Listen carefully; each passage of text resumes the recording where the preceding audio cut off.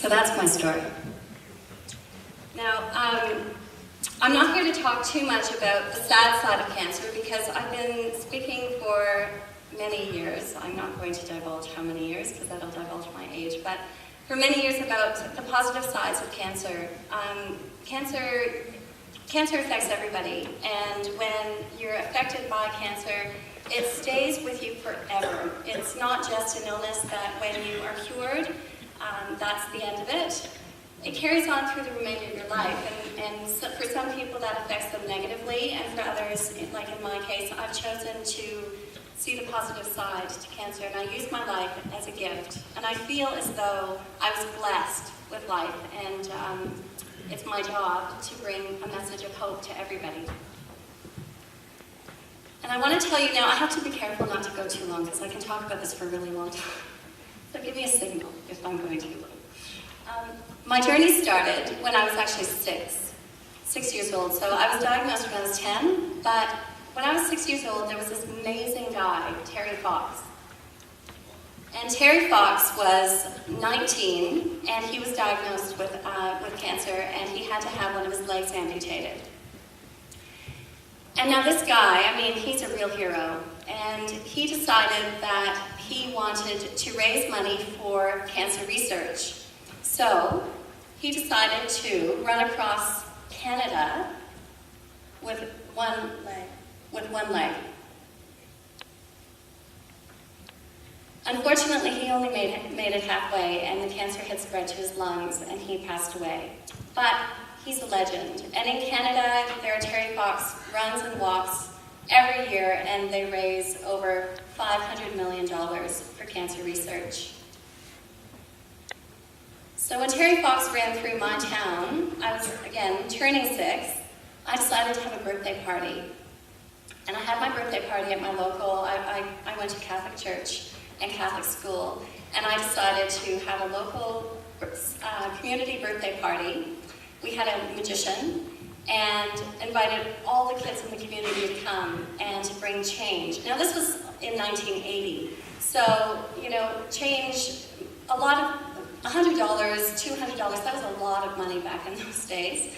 And so all of the kids who came to the party, I asked not to have presents, but I just wanted them to empty their pockets and bring their change. And we ended up raising $200 for Terry Fox when he ran through my town. This guy ran 42 kilometers every single day on one leg. That's a marathon. In the end, Terry Fox, his goal was to raise $24 million. He wanted $1 from each Canadian at the time. He accomplished, even after his death, he ended up raising $23 million. The first Terry Fox run that we ever had after his death raised $3.5 million. And then 4 years later, I got cancer. Now, as you saw in the video, I wasn't expected to survive. My cancer was so advanced that doctors told my mom that there was no chance of survival. So my body was used in science to experiment with chemotherapy drugs that they could use for further cancer investigations. But miraculously, I did survive. I believe in the power of the mind, and I believe in prayer. And I also believe that I was killing my cancer cells with my mental Pac-Man game. So after I survived, I started to speak. I got actively involved in speaking and sharing my story with as many people as possible. Here I am saying a speech at one of the schools, and then I was asked to speak at another run in Canada just before I moved to New Zealand, actually, and I spoke in front of a crowd of 30,000 people. We raised $375,000 that day. But what I'm here to talk to you about today is my volunteer work. You guys know about Canteen. When I was a kid, I grew up going to Camp Ujigayas. Camp Ujigayas is a camp for kids with cancer. So when you go to camp, you actually you go to camp and you have treatment at camp. So it means that even the sickest kids can still go to camp. And this is me, I'm down. on this side down sitting on the ground. I was 16. That was the year that I became a counselor in training. And here we are at a head shave to raise money for Camp Boot. Camp Boot was a magical place. It was a place where everybody is a superhero. Kids go to camp, kids with cancer go to camp to feel normal for the first time in their lives. They're all the same. There's no, cancer is, everybody's got cancer, so you're not sort of left out in the crowd. And we encourage at Ood for people, for the cancer patients and the campers, to participate in every activity as possible. It's all about inclusive programming. So just because you don't have a leg, or maybe because you can't run very fast because you have a brain tumor, what we do in our groups is we make sure that we make every activity inclusive, so that every cancer patient, every camper gets a chance to participate in every single activity that we have. The motto at Ooch is, you only fail if you fail to try. So we encourage every camper to do everything possible, and they do. It's pretty amazing.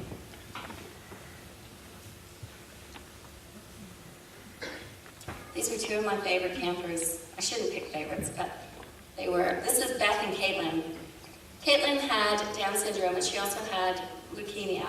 And Beth, who actually in that photo is 15 years old, had a severe brain tumor.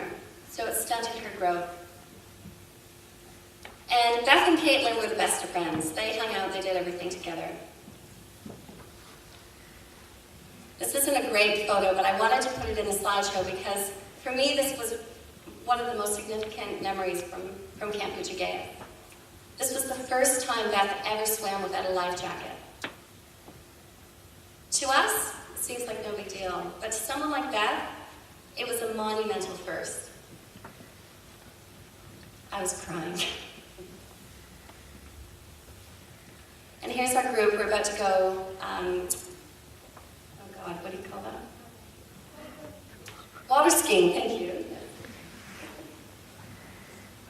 So this is Beth giving water skiing a go for the first time.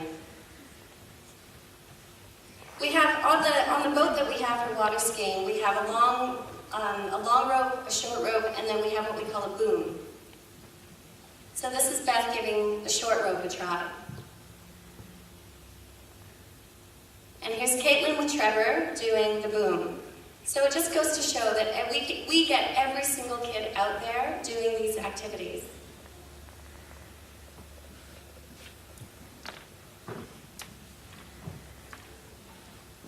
Much aroha.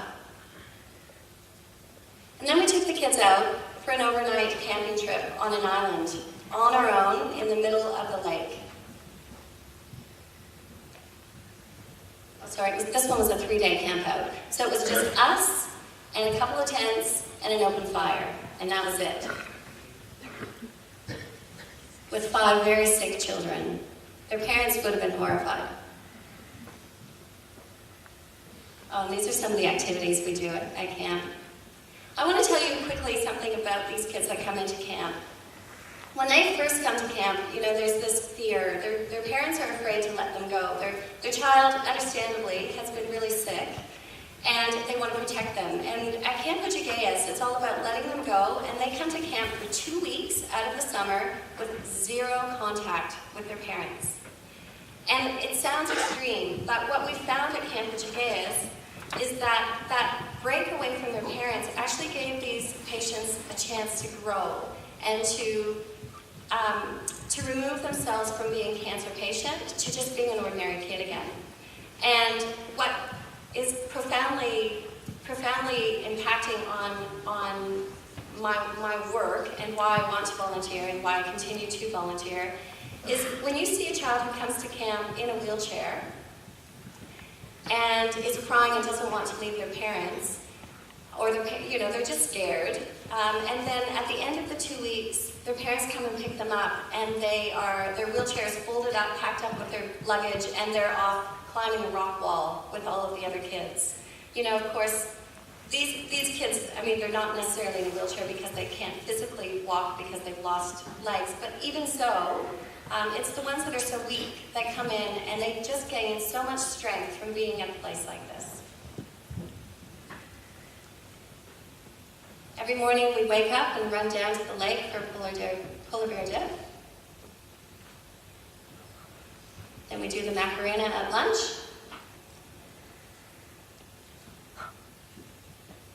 And then we get dressed up in costumes and go to dinner. And then we have campfires at the end of every day where we do all sorts of crazy activities.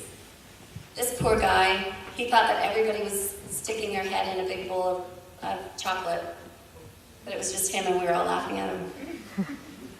You had to be there, it was really quite fun. And then the campfire songs, of course, which is like so traditionally, typically Canadian.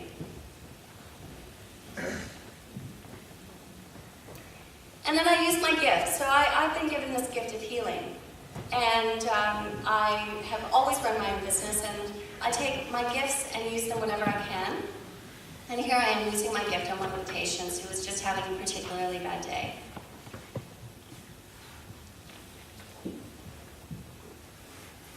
This is Tulsa Kuhn. And Tulsa was a really special little girl. She was very, very sick, and this was her first year at Camp Jagayas. And unfortunately, it was also her last year, and she died 3 months later. But to see Tulsa grow and to embrace life, she was just such a joy to have, and she was so happy after her time with us at Ooch.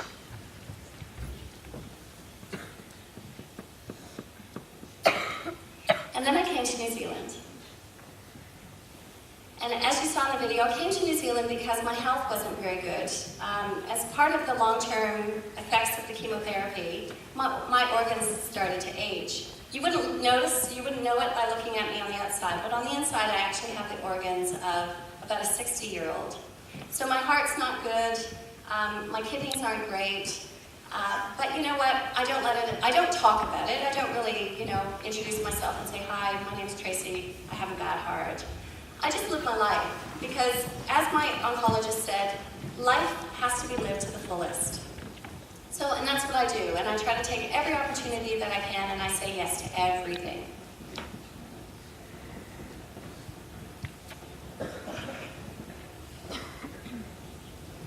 I'm a little fearless, actually.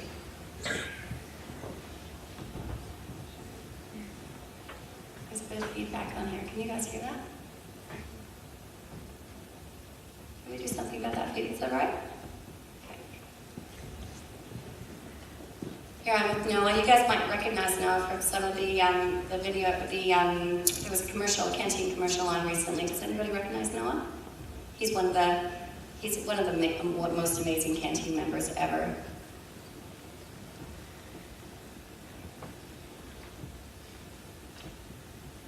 And so at Canteen is a bit different. Canteen supports members that have had cancer. It also supports members that have had a sibling with cancer or a bereaved, someone who has a sibling who has died from cancer. So I love Canteen as well. It brings a different need into the community. It's an opportunity for us to go out on a regular basis instead of just 2 weeks every summer. Canteen is a year-round program that helps to bring us all together. It brings members together, so again, you feel that normality. Because behind the scenes, when you're in a cancer family, things aren't as normal as people might think they are. But here we try to make it as normal as possible, and we have lots and lots of fun. One of the mottos of Canteen is to live life, and that's something that I've always done. And I love this. Can you guys see? They've written live life. This is the first time I ever rode a motorcycle. How cool is that? I was pretty good at it too, actually. So I've done 16 years of volunteer service. I'm here to tell you the importance of volunteering. And I love the word, what was the word that you used? Whakatoa? Whakatobi. I love that word. It's about bringing together. And it's about supporting each other. And I'm so proud your generation, because back when I was a kid, when I was your age, people really didn't talk about cancer very much. It was a really taboo subject. And if somebody was diagnosed with cancer, they were really ostracized and sort of pushed out. I got teased a lot. And I know it's a coping mechanism. It's a way for young people to just not get too involved. But I think it's so amazing, and you guys, I'm so proud to see that you guys really do support and encourage one another. And when somebody does get cancer, you rally behind each other. So I just wanted to say that I think keep doing what you're doing, because you're all doing an amazing job at bringing in awareness to the importance of cancer, because it affects everybody in some way. And now I'm going to be going to Mount Kilimanjaro in September. I've never climbed a mountain as high as this, but I see it as a challenge. I'm not a mountaineer, but I'm doing this for the cause, because I believe that every person who's diagnosed with cancer has a mountain to climb themselves. So I'm going to be climbing this mountain for all of those people. Mount Kilimanjaro is the highest freestanding mountain in the world, if you didn't already know. So I believe that climbing this mountain is going to be the end of one chapter and the beginning of a new chapter. I'm really excited to do it. But of course, like I said in my appeal on my video, I can't do it without everybody's support.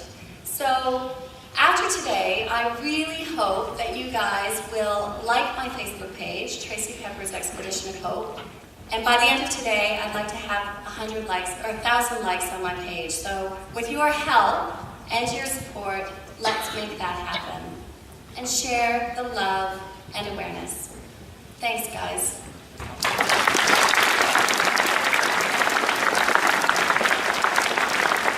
One more thing, sorry. I've got these brochures I brought. I'm going to leave them with Phoebe. If anybody wants to know more about my story or is interested in following me along on my journey, pick up one of these brochures from Phoebe, or we'll leave them at the office, maybe?